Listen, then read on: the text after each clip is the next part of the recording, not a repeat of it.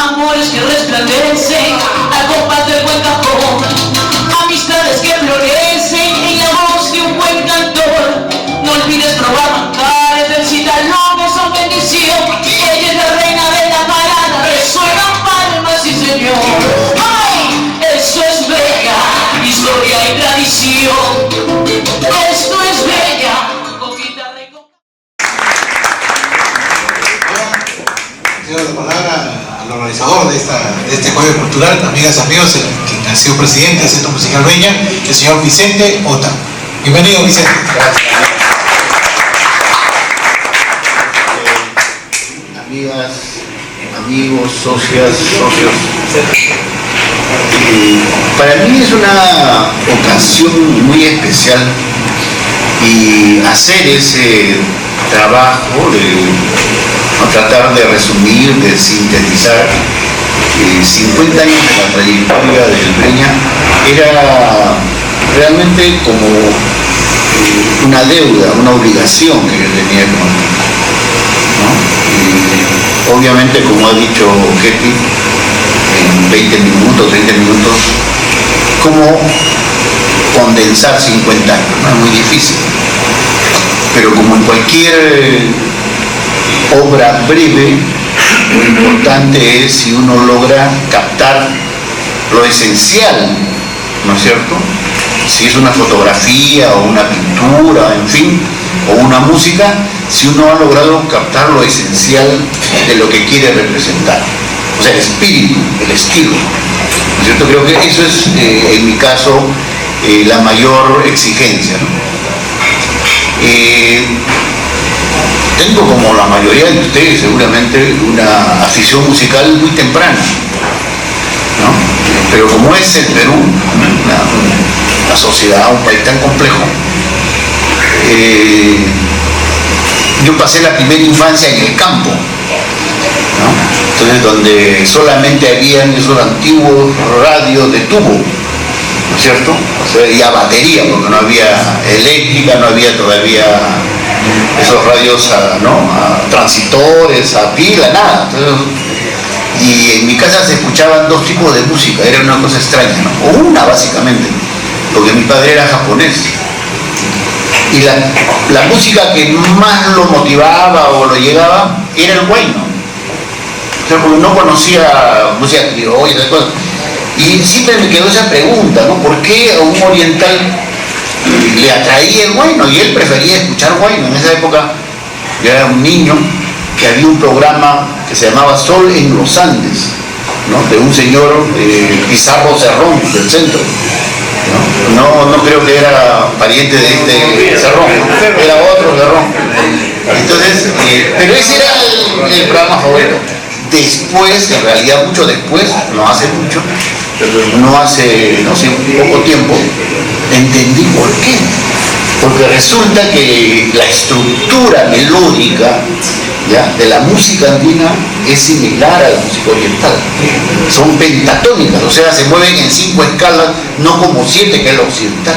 Entonces recién pude entender por qué un japonés prefería escuchar música, huayno, ¿no? Es una cosa extraordinaria. Entonces, por eso que, y mi madre era andina, era serrana, de la región de Huaraz, ¿no? Y ella, por supuesto que le escuchaba bueno, pero por otras razones, ¿no? ¿Por qué digo esto? Porque hay una cosa que yo admiro y valoro bastante en la experiencia de Ketty, ¿no? Porque nosotros somos un país diverso. O sea, eso es lo que no hemos terminado de entender, ¿no? O sea, somos un país, y Arguedas es, creo que el que mejor entendió el país, ¿no? Donde tú tienes vida vegetal, humana y lo que sea, a 5.000 metros como lo tienes a 0 metros, ¿no? O sea, lo tienes en la puna, como lo tienes en la costa, como lo tienes en la selva. O sea, esa es la riqueza de nuestro país. Es una riqueza extraordinaria, ¿no? El Perú es el segundo país en diversidad biológica en el mundo, ¿no? Nadie, o sea, tiene la riqueza que nosotros tenemos. Entonces, para luego entrar en materia, voy a hacer un breve comentario. Mucho se habla, ¿no?, sobre todo a partir del año 2000, cuando empezó el boom gastronómico, la fusión, ¿no? Y todas las cosas que empezó Roca Rey con ¿cómo se llama el cocinero? Con Gastón Acurio. En realidad es el saber, el talento del cocinero, de lo que hace en aderezo, es la mitad. La otra mitad tiene que ver con que tenemos recursos, insumos que son extraordinarios, que no hay en otros sitios, ¿no? Entonces siempre se habla acá, ¿no?, de que apareció Gastón, apareció el otro, el chino Javier Wong, en fin, pero no se reconoce que es gracias a que se ha producido una, ¿no?, síntesis, una recopilación de lo que es este país. Entonces eso es lo que nos falta musicalmente, culturalmente, ¿no? Por eso es que cuando yo me enteré, ¿no?, de, así como Ketty, hay otros socios que tocan o cantan de una manera versátil, ¿no es cierto?, guaynos, boleros, rancheros, valses. Ese es el Perú, esa es la diversidad. Entonces nosotros tenemos ahí una limitación por la vieja guardia, ¿no? Y esos son los cambios que se han producido en el Breña. Porque a Manuel Acosta le gustaba mucho hablar de esto y enfatizar, y tenía razón. Yo nunca le presté mucha atención, pero después me di cuenta que tenía razón, porque él siempre hacía notar que lo criollo en el Perú se forma desde antes, ¿no?, de la independencia, o sea, en el periodo colonial, en la parte final, donde los hijos de los españoles nacidos en España, ¿no?, los hijos nacidos acá, tenían un problema en el sentido de que no podían acceder ni a todos los puestos públicos, el control de la colonia, ni a toda la riqueza. ¿Por qué? Porque eso estaba circunscrito para los españoles nacidos en España. La independencia lo que va a producir es ese cambio, pues, ¿no?, que todos los criollos nacidos acá sean los que asuman el control del Estado y de la riqueza. Es un cambio. Pero hasta 1930 o 40 el sentido de los criollos era amplio. Por eso ustedes pregúntenle a sus familiares, amigos, en cualquier lugar de la sierra, se tocaba y cantaba valses, boleros, marineras, ¿no? La reducción de lo criollo al limeño viene a partir de 1940, más o menos. Y usted, por eso que en 1944 se forma el Día de la Canción Criolla, pues, ¿no es cierto? Y empieza toda la concentración, ¿no?, de alrededor del Señor de los Milagros, ¿no? Se mezcla, ¿no?, música criolla, como dicen, y va con la olla, ¿no?, y luego va con el Señor de los Milagros. Y eso es una construcción cultural que se termina de producir a mediados del siglo XX, ni siquiera viene, o sea, antes era criollos somos todos en el Perú, esa era un poco la idea. Entonces, por eso es que y además siendo honestos y consecuentes, ¿no?, porque el nombre de la institución es, como ustedes saben, Centro Social, Cultural y Musical Breña. No dice Centro Musical Criollo Limeño, no dice. Entonces la reducción que ha habido a tratar de concentrar solamente en los criollos limeños ha sido porque la mayoría de los socios eran pues limeños, ¿no?, y reducían el espacio a socios de otras zonas, de otros lugares del Perú. Eso, pero no es porque sea por estatutos, por definición, ¿no?, por filiación. Entonces, por eso, y aquí con esto quiero terminar esta parte, el primer presidente del Breña, que fue Juan de Dios Rojas, era miembro de grupos musicales que tocaban música andina y música criolla. Él fue durante muchos años, hacía un dúo y hacía el soporte de guitarra a Edwin Montoya, ¿no?, que es uno de los más destacados cantores de Huayno Ayacuchano. O sea, él fue el primer presidente de este centro musical. Lo que pasa es que ese sentido de diversidad, de heterogeneidad, no logró consolidarse, entonces terminó siendo concentrado como algo criollo limeño, ¿no? Entonces eso hay que irlo corrigiendo. Por eso también ha sido mi especial preocupación o preferencia, porque alguien como Ketty Villaverde, que tiene esa visión más amplia, más diversa, ¿no?, tenga un rol, yo le he dicho, ¿no?, yo admiro particularmente a personas como ella que te pueden cantar un vals, que te pueden cantar un guayno, que te pueden cantar una vainera, que te pueden cantar un bolero. Eso es pues la música, ¿no es cierto? O sea, a partir del siglo XX, que podemos poner 50, 1960, no existe lo monotemático musicalmente, no existe. Toda la música, como ahora en la comida, es una fusión, ¿no es cierto? Es la convergencia de géneros de diferentes influencias. Entonces, un músico que se ubica en esa vertiente está representando a su época y a su momento. Quiero terminar hasta relacionando eso con nuestra experiencia como institución. Por defecto, seguramente, por defecto profesional en este caso, porque yo soy sociólogo de formación, siempre tiendo, ¿no?, a mirar o ver los procesos culturales, ¿no?, económicos, en fin, ¿no?, dentro del funcionamiento de la sociedad, o sea, por dónde va, cómo va, ¿no? Y yo recuerdo mucho,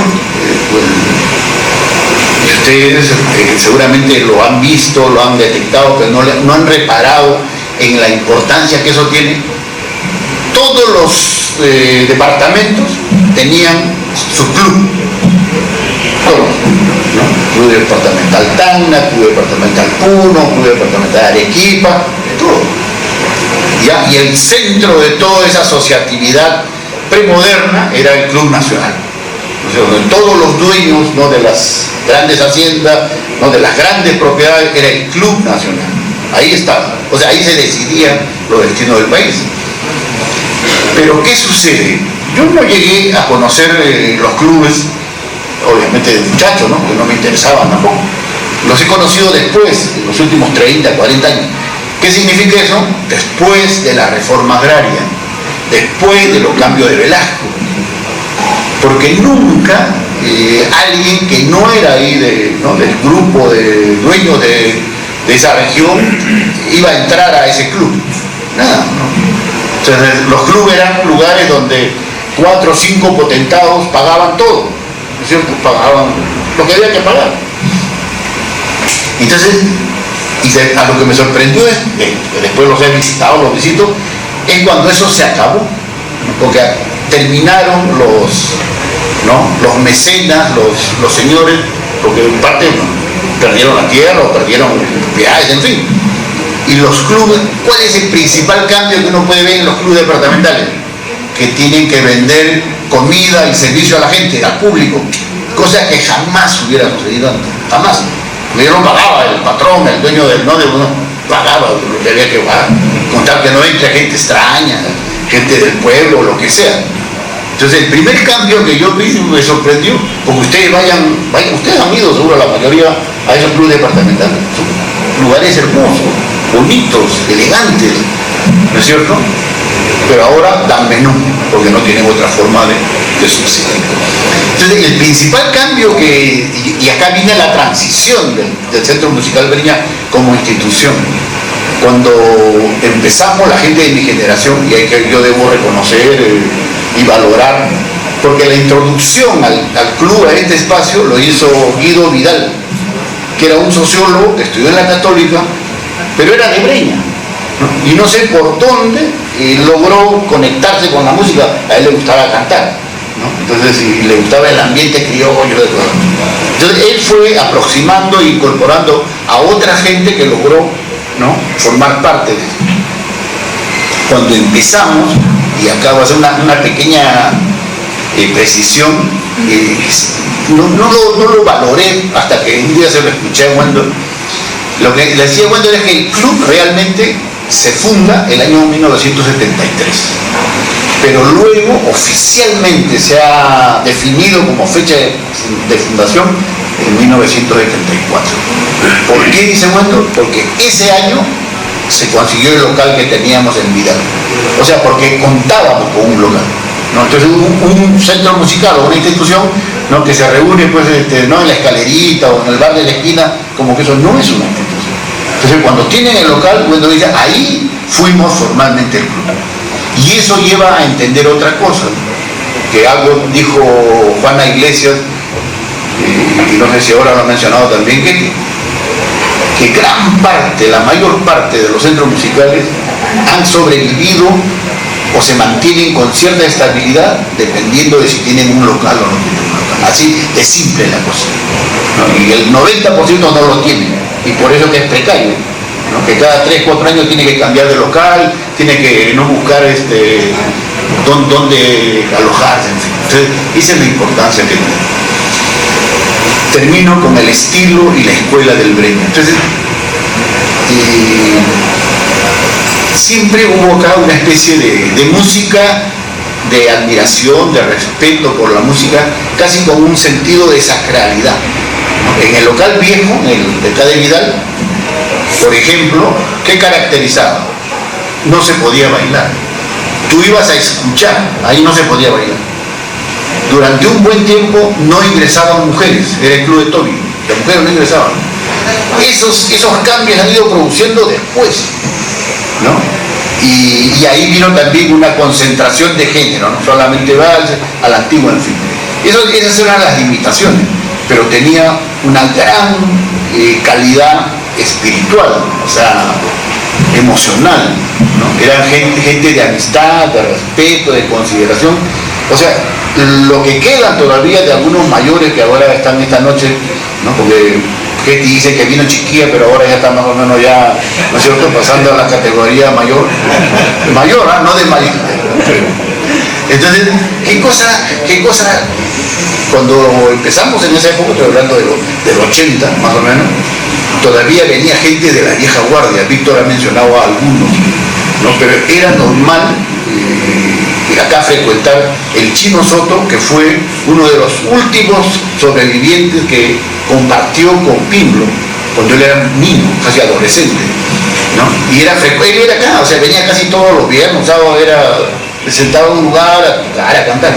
Venían los Vázquez, antes que hubiera Don Porfirio, ¿no? Venía Abelardo, venía José Santos, ¿no es cierto? Y hacían música acá. Juan Urcayegui, ¿no es cierto? O sea, toda esa gente venía con el estilo, ¿no? Y de lo que era el quehacer antiguo. ¿Cuál era? Era un sentido de lo que podríamos resumir en bomonía, ¿no? La música, el espacio compartido en el sentido original de la bohemia, ¿no? Bohemia, un hombre bueno, un hombre de bien. O sea, ese era el perfil, no era el caramanduca, no es lo que yo me vengo acá a tirar trompada y me chupo la cantidad, no, nada que ver. Era lo que los viejos decían los señores, era la conducta de un señor, ¿no? Por eso que a Augusto Ajo le decían el señor de la jarana, ¿cierto? De ese estilo es lo que impregnó al Breña y creo que todavía se mantiene. Y por eso es que lo comercial, ¿no? lo vulgar, lo chabacano, no es algo que se ha instalado en el Breña. Breña sigue manteniendo una preocupación, ¿no? Por lo correcto, por la buena manera, por la decencia, por el respeto. Yo creo que eso es el mayor legado que tiene el Breña y que tiene que mantener. ¿No? Yo, por ejemplo, no me preocupo realmente de que si vamos a tener 300 metros cuadrados, no. Lo que nos interesa, para mí siempre ha sido la preocupación y hasta ahora, si podemos mantener esa calidad, ¿no es cierto?, esa espiritualidad, esa noción de la música como algo muy importante, como algo que no se comercializa, que no es su principal función, venderlo, comprarlo, ¿no? Sino compartirlo y tener momentos de plenitud, ¿no? Momentos de alta emotividad. Para mí esa es la principal preocupación. Yo conozco, porque sigo cerca también, en el caso del lago Brisa de Titicaca. Yo lo conocí cuando era así y luego lo han construido, ahora tiene como 400, 500 metros cuadrados. Pero eso de cultura no sé cuánto tenga realmente, ¿no? De sentido cultural, no la música. Es un gran negocio. ¿Por qué? Porque ahora la cultura es negocio. Entonces yo creo que un lugar como el Breña tiene otro papel, otra perspectiva, ¿no? Eso no quiere decir que no pueda tener gente, 200 personas, no se está muy bien. Pero ¿cómo combinas tú, ¿no es cierto?, una ampliación, vamos a decir, de mercado, ¿no es cierto?, como se dice ahora, con la mantención de una línea verdaderamente de respeto, de compromiso con la música, ¿no es cierto?, de sentido de la vida y de la música y de la amistad. termino con lo siguiente. En ese sentido, el Breña, realmente su mayor valor ha sido poder continuar con esos cambios. Así como les digo, ¿no? Del Breña misógino, ¿no? De club de Toby, machista, ¿cierto? Y que no se baila, ¿no? Porque todos estamos acá escuchando, cambio, ¿no? Ahora vienen mujeres, una mujer está en la mesa, aquí la mitad casi del auditorio es mujer, no se baila, no solamente se canta, entonces bueno, pero no ha perdido lo esencial. Pero ¿qué otra cosa tiene Breña en esa renovación? Que ha podido abrirse al tiempo, ¿no? Cuando se ha mencionado acá, y Víctor es testigo de excepción, porque él es un extraordinario guitarrista y además es un sonidista, es un ingeniero de sonido, o sea, ha participado, ¿no?, de jefe de grabación de Jensen, ¿no? Durante muchos años. Entonces, sí, claro que sí.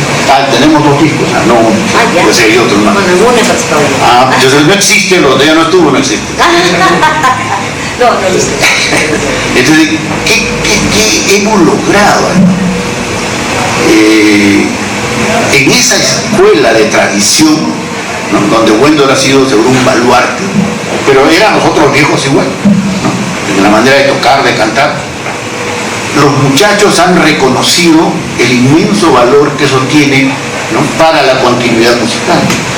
Entonces, con franqueza les digo, de los guitarristas más dotados, más desarrollados en los últimos 10, 15 años, ¿no?, que no puede decir Yuri Juárez, ¿no?, ahora Carlos Cóndor, Rey Soto, ¿no?, que es un extraordinario guitarrista ahora, Sergio Valdeos, ¿no?, que ahora vive y se dedica a tocar en Europa, ¿no? Yuri Juárez pasa la mitad del tiempo en Estados Unidos tocando jazz, tocando blues, y le voy a hacer un cherry ahora. Mañana se presenta en el Club Miraflores, ¿no?, que hace un espectáculo, ¿no?, así de jazz, ¿no?, de cosas modernas. Bueno, toda esa gente, para tratar de mantener una vinculación, una conexión con nuestra cultura, con nuestra tradición musical, ha pasado por el mundo. Esa gente ha aprendido de música peruana, de música costeña en el Breña, todos ellos, ¿no? Y bueno, en el caso de Víctor, creo que uno de tus discípulos fue Carlitos Cóndor, ¿no es cierto?, entre otros. Pero todos ellos han pasado para aprender qué cosa es música y han pasado por el Breña. O sea, lo que les quiero decir, y con esto en el silencio, la verdad que yo no pensaba hablar, lo que pensaba decir era hasta dónde, si hemos logrado que ese video de 20 minutos recoge, expresa nuestro espíritu, nuestra manera de ser, nuestra manera de hacer música, con eso ya estamos más que satisfechos, ¿no? Entonces, como le digo, el mayor mérito que sabe del Breña es haber sabido ubicarse en el tiempo y renovarse en el tiempo, ¿no?, y poder cambiar, adecuándose, ¿no?, a la transformación. Y yo me siento muy complacido, muy alegre de estar con ustedes. Acá hay ya algunos tíos, ¿no?, que empezaron muchachos de acá, ¿no?, Tito Ruiz, no está Jaime, entonces ahí, ¿no?, estamos ya, como dice Ketty, hemos pasado a las ligas mayores. Entonces, muchas gracias por su presencia y esperamos que sigan